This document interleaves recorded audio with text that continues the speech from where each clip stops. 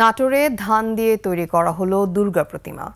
এই প্রতিমা গড়তে শিল্পী বিশ্বজিৎ পালের লাগে 50 কেজি ধান।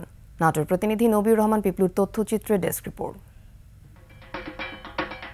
দুর্গা প্রতিমার গোটা অবয়ব জুড়ে শুধু ধান আর ধান।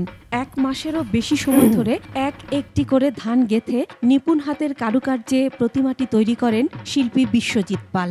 এজন্য তার ধান লেগেছে 50 কেজির মতো।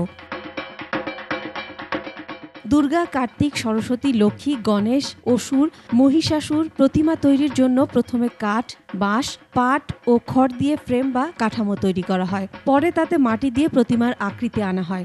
সেগুলো শুকিয়ে যাওয়ার আগেই নরম মাটিতে প্রতিমা জুড়ে ধান বসিয়ে দেয়া হয়। সামনের দিন যদি আরো কমিটির মানে উৎসাহ পায়, তাহলে নতুন নতুন কিছু চিন্তা ভাবনা আছে, নতুন নতুন কিছু করার। বছর আমি প্রথম বাবার সাথে ধানের প্রতিমার কাজে সামিল হলাম, খুব ভালো লাগলো।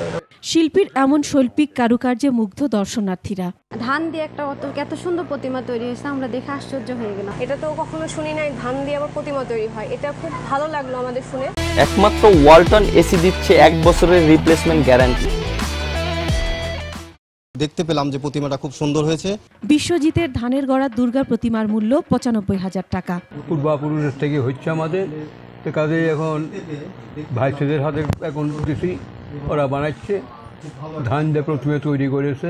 দুর্গা প্রতিমাটি পূজায় এবার ভিন্ন মাত্রা যোগ করবে বলে জানান জেলা পূজা উদযাপন পরিষদের এই নেতা। এখানে শৈল্পিক দৃষ্টিকোণ থেকে হয়েছে।